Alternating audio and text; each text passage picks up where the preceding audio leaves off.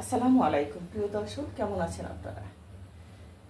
যেখান থেকে আমার ভিডিওটা দেখছেন ভালো থাকবেন, সুস্থ থাকবেন। আজকে রান্না করব আমি কাঁচকলা আর ডিম।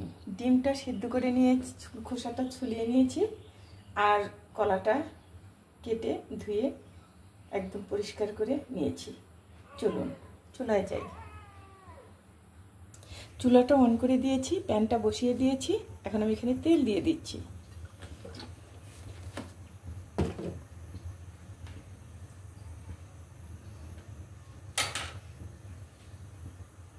আমি ডিমটা ভেজে নিব, তার জন্য একটু হলুদ দিয়ে দিচ্ছি তেলের মধ্যে।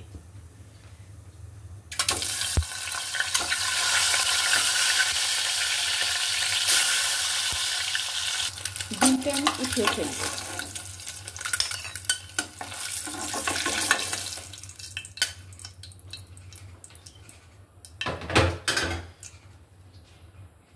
এখানে দিয়ে দিচ্ছি 2 টুকরো দারচিনি, 2টো তেজপাতা,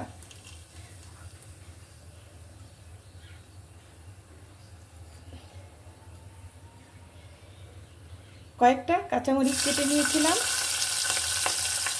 আর কিছু পেঁয়াজ কেটেছি। পেঁয়াজটা আমি ভালো করে বেরেস্তার মতো করে ভেজে নেব।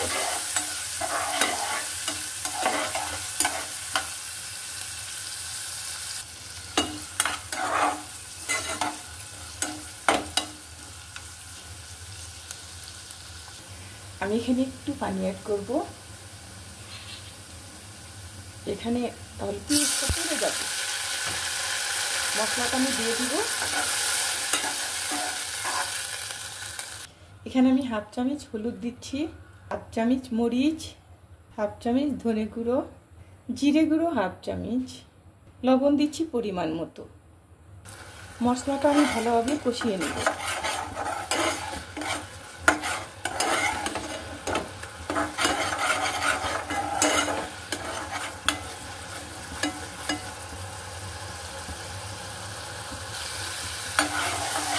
মশলাটা আমার কষানো শেষ হয়ে গেছে, তেলটা উপরে চলে আসছে।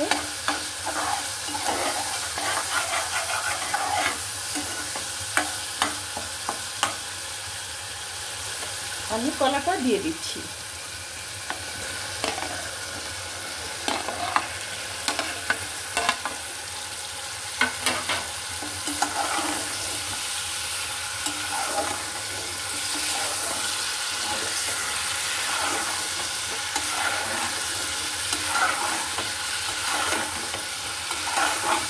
কলা বেশি কষাতে হবে না, কারণ এমনি সেটা নরম জিনিস।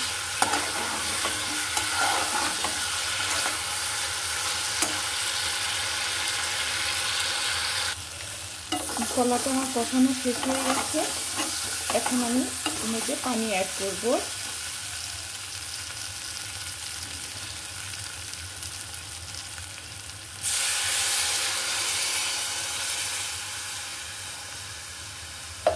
একটু সুরা বেশি হলেও অসুবিধা নেই, কারণ সুরাটা টেনে নিবে।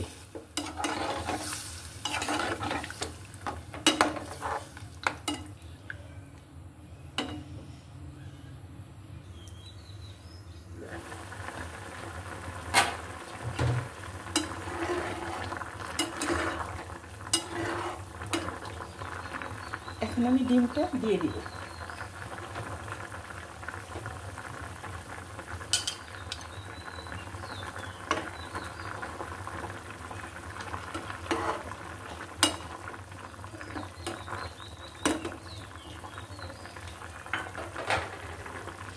একটু ঢেকে দিব।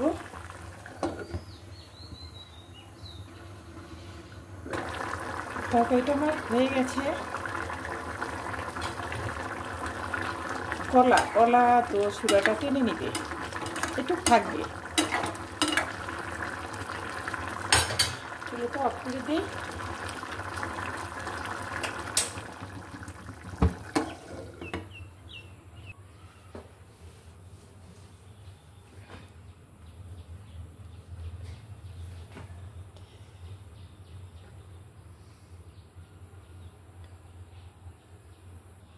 কলা দিয়ে ডিম দিয়ে রান্না করেছি, কেমন হয়েছে কমেন্ট লাইক দুটোই করবেন।